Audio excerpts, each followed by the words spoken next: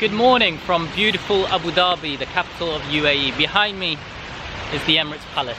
The Emirates Palace is a luxury 5-star hotel in Abu Dhabi, opened in February 2005, and believe it or not, it's currently underway a huge renovation, after which it will be rebranded and sit under Mandarin Oriental property. I mean, for me as a traveller, I can tell you straight away that this is one of those places where you can tell immediately that they've spent a lot of money on it.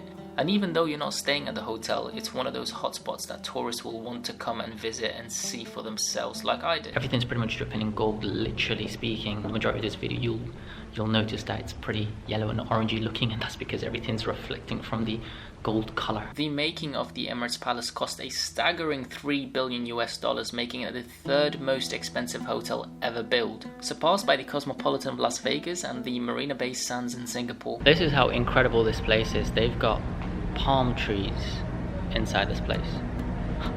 They've got palm trees inside this place. On the right hand side of me, where those windows are, there is a massive private beach full of super yachts. Of course, you're only allowed to go outside to the private beach if you're staying here at the hotel, which I'm not yet. I think from the top of my head, I think it was 1,000 chandeliers, and like one of the bigger ones somewhere in the main rooms weighs like over a ton or something like that. It's crazy. So here's a fun fact. The color of the building was inspired by different shades of sands found in the Arabian desert.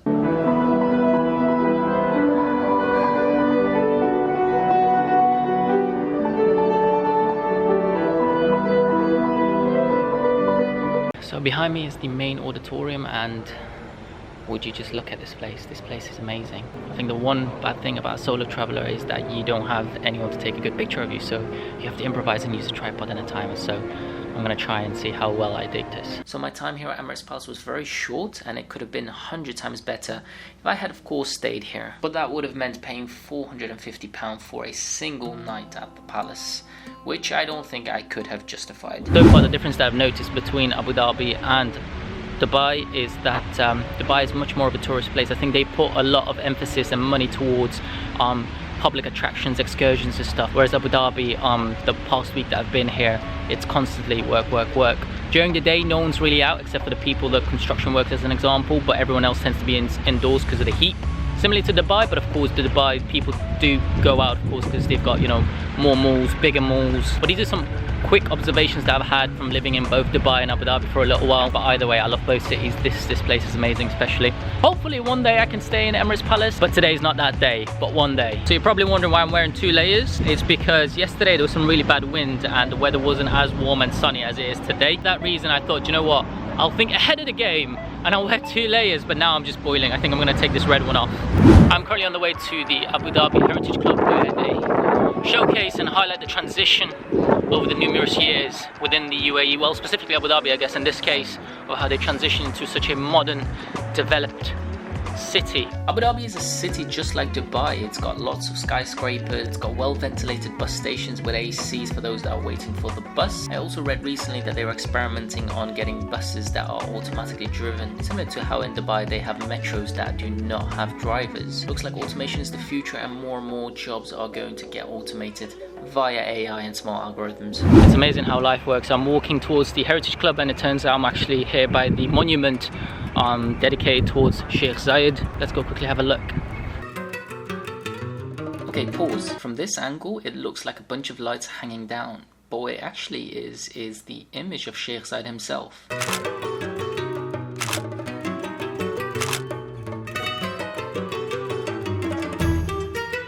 So far, my day out in Abu Dhabi has been amazing. The weather's not too hot, I'm not boiling. I'm lying to you, I'm actually really hot, but I'm not boiling to the extent where I have to take this off or start putting sun cream on. It's manageable. There's a lot more to do in Dubai than there is in Abu Dhabi. There's so many different reasons why I want to live in Abu Dhabi and Dubai. Cleanliness, the lack of crime, or no crime at all even. The weather, most importantly, is amazing. This is the kind of sun that every person needs in their life. Unfortunately, back in Manchester, we get sun maybe 10 days in a whole year, if that. But I think it's probably time now that I start heading out to the Heritage Centre. I've said it so many times, right? The next time I'm going to be anywhere is the Heritage Centre, so I'll see you guys there.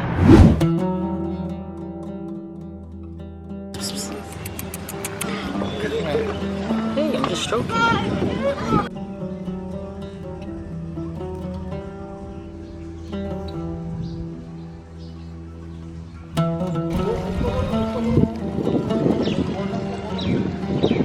Okay, we're finally here at the UAE Abu Dhabi Heritage Centre.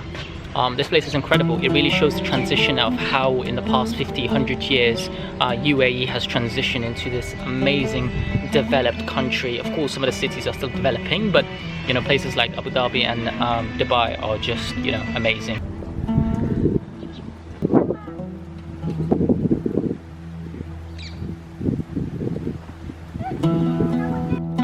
Quite a sight. This whole time I thought this camel lying down over here was fake. It turns out it's real. Alright, so behind me is what looks to be a house from many years ago. Let's go inside. It is a little bit dark here, but this is where they would sleep, and this is where, you know, the families would get together. This is where they would cook. This is where they would sit together, speak, drink, tea, whatever it is. This would be that main spot. This is your living room, your bedroom, all of it combined pretty much. And then over here, I believe this is where they'd go in case they wanted to go to the toilet. When people go to these kind of places, they normally avoid going to the heritage centers or the historic places or the museums, whatever it is. But I highly recommend, as a person that's traveled a lot, to go to these places.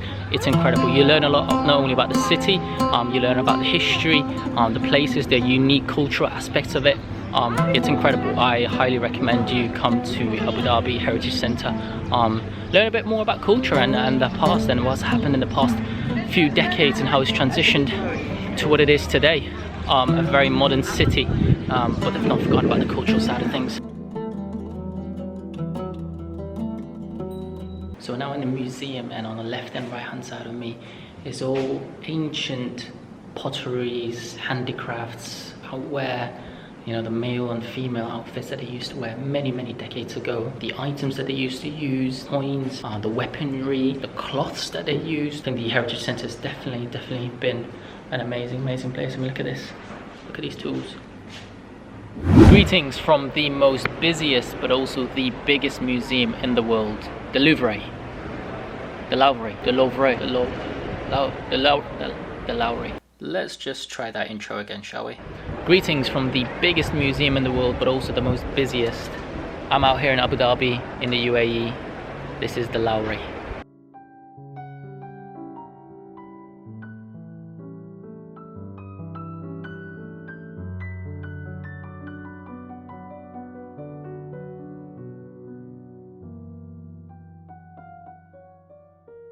I've never been a person that's been into art, but I'm in the biggest museum in the world, so for today I will be the most enthusiastic, most passionate person when it comes down to art. I will come very close to the detail and try and analyze it where I went wrong if I were to have been a artist or painter or whatever it is. This place is amazing. For some reason, every single place that I tend to go to, there's no one there, which is perfect. I'm lying to you. There are people there. I've got a really good eye to finding spots where it's quiet, where I can do something like this. Whereas when it's busy, there's so much background noise and people staring at you, wondering why you're talking to the camera.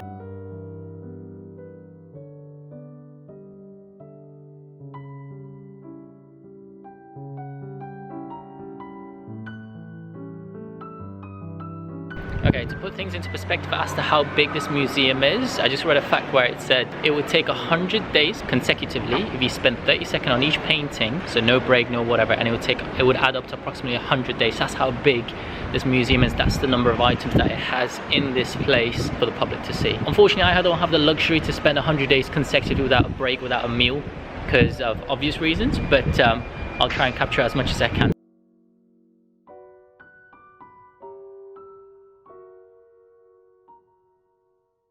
What you are looking at here is not any type of watermelon juice. You're looking at £6 watermelon juice that better quench my thirst for the next 3 days. Yeah.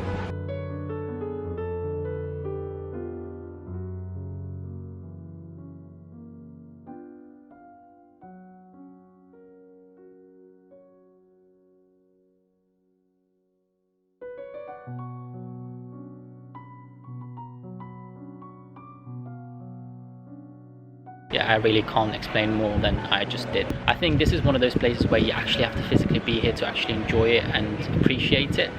I don't think a vlog will actually do it justice, but if you're ever in Abu Dhabi, the Louvre, whatever it is, however you pronounce it, I highly recommend you come and visit. They have some amazing pieces of art. Not that I understand any of the pieces of art, but yeah, it's a good trip.